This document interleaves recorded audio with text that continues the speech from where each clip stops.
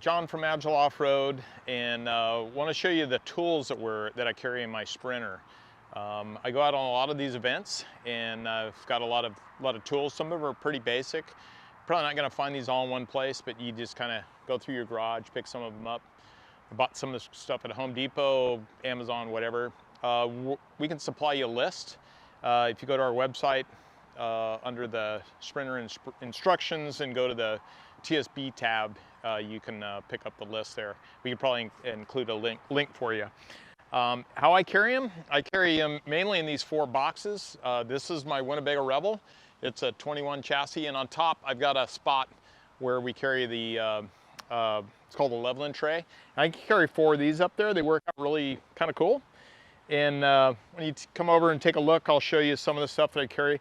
Some of it's a mix of recovery gear, and some of it's just some, basic stuff. So here's my recovery gear. I use a sawtooth, factory 55 sawtooth kit, and I've added a couple items to it, but for the most part, it's basically a sawtooth kit. You can check that out. It all fits inside this box. Unfortunately, it does not fit inside the pouch that it comes with, but you can buy it in the pouch and you can just carry it somewhere in your Sprinter.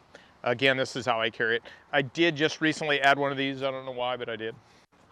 And then I've got my 12 volt impacts, or my 14 volt, whatever the heck you want to call them. These are some old DeWalt's. I carry this, which is a little quarter drive impact. I carry a drill, and then I carry a big 3/4 impact for doing the wheels. Do carry a charger and a couple of batteries. Most of my small tools, you want to carry one of these. This is a big pry bar. I carry this in a cabinet inside the Sprinter, so it's a little bit separate. And most of my tools I carry in this nice little pouch here. It's kind of organized by these little slots in here. So like all my wrenches are going to be in one, all my sockets are in another, screwdrivers. Again, on this list, it'll show all the items you kind of want to keep, your external Torx, your standard Torx bits, and some unique sizes. I think there's like a T55, which works on the sway bar and the alternator. So again, that will be on the list, so just read through that. If you find yourself, what I do is I work out of my tools. So when I'm working on this rig, I will use these tools. If I find I need another tool, I'll grab it and I'll throw it in there. Like the other day, I needed one of these when we were doing a CV repair. So I just recently added this in there. It really works out great for what I was using it for, kind of clamping something in there. Some plumbing things, some household plumbing. This thing's really nice. This is your compression clamp tool. These work great for the factory compression clamps, and also in the RVs, some of them use some compression clamps on the inside. And then I've segmented a few of the things out, the little bags, just carry them in there. There's 4 boxes. Some of this is a mix of hand tools, electric tools. I got my tire repair kit. It's a complete tire repair kit. Small little extension cord. This is pretty handy. There's a lot of electrical going on these newer on these vehicles. This is the power probe. I carry that, and that's kind of it for the hand tools. H1 jack I carried in the back. A few chemicals that I carry. They might be like in a cabinet, or I do carry another box that I go to, like when I go on longer trips. I have another box that I carry a few more chemicals in it. Those kind of sit in the garage in the back. But that's about it. Again, check out the list. And you might even see, like, this is like a power steering repair kit I put together. This allows, I've already repaired mine a long time ago, proactively. I carry this, so if somebody else on the trail that has a Sprinter blows out that line, I've got everything. So check it out, kind of go from there. Let us know if you have any things that you think we should be adding to that list. We can always add them on there. And that's it. So one of the tools that everybody's going to want to carry is some type of a jack to jack the Sprinter up. Our recommendation is to keep the factory jack, but don't use it. Use it for like a utility purpose of maybe, using it for jacking something, but other than the Sprinter, don't use it on the Sprinter. When you put the bigger tires on them, they become pretty much worthless. What we've done is we've sourced an H1 Hummer jack. They look like this. They've been pretty hard to get, but they come up here and there. We try and keep them in stock, and we made an adapter.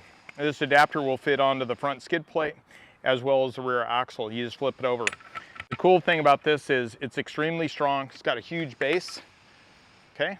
And it won't sink into the sand. My recommendation to everybody is go out and, you know, don't necessarily get stuck or, you know, get a flat, but go someplace where there's like grass or uneven ground or dirt field, go down to the beach or something and jack your van up, okay? You make sure you have all the tools. It's real important. Like if you have lugs like what we do on the rip kit, you want to make sure you have the correct socket. Make sure you have all that stuff and then actually jack the van up, pull the wheel off, even though it's not flat, so you understand how everything works. Because what's going to happen is you're going to get a flat, you're going to be on the side of a mountain, it's going to be raining, it's going to be whatever, it's not going to be real fun, somebody's going to be pissed off, and you want to make sure you can do the work, so do it that way. Another thing with tires, I do carry this setup here. This is not something that you necessarily need to carry, but this is a bead breaker and a couple of spoons. Make sure you buy a couple of spoons. It makes it a lot easier when you're doing it remotely. And this is a bead breaker. That's an option. It'll be on the list that you can look at, as well as carry a couple of different types of wrenches for taking lugs off. Here's one that's a T-wrench, and then I've also got this guy here. And then, of course, in my toolkit there, I've got there's another breaker bar in there. But this one I just keep in the door of the Sprinter so I can go around. It's pretty quick and easy access.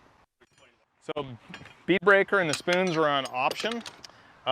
This would be for like if you're real remote and you need to actually take a tire off of one of your wheels, you can get a tire and you can swap it, or you can even do a repair. This particular kit that I carry does have the components for sewing and patching a tire from the inside. It's got a sewing kit in there, so it's pretty extensive. A little bit of an upgrade. Think of this as an option. For the most part, if you're out anywhere you can typically get yourself a tire, I'd say that maybe this is just a little bit more of an extreme setup. Not necessarily required, but definitely something that I don't mind carrying. So that's basically the tools that I carry.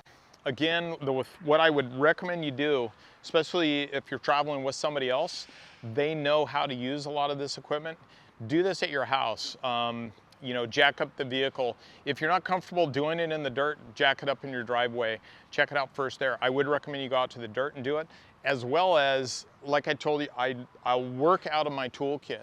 So as I'm working on or I'm needing a fuse, I don't go to the shop and grab a fuse. I go to my toolkit, make sure that it's in there, and then I'll replenish it. And if it's not in there, then I go to the shop, I steal a few fuses, put them in the toolkit, and then I replace the fuse. So try and work out of your equipment so that when you are in a remote area, you know, a lot of our customers are traveling to real remote areas, Death Valley, Baja, and let's say you don't even know how to use the equipment. Let's say you're down in Baja and you've got a bead breaker and you don't know how to use it. You'd be surprised. There's people on the road that know how to use this equipment. So it doesn't hurt for you to carry the right tools. Even like some of the electrical components, like I carry, it's on there, it's a voltmeter. You may not know how to use a voltmeter, but there might be somebody in your group or somebody you run into on the side of the road, they're gonna help you and they go, oh great, you got a voltmeter? Boom, and they switch it and they know how to use it, you'd be dialed. So don't be afraid to say, hey, I got the tools, but I don't know how to use them. They'll be thankful that you brought the tools.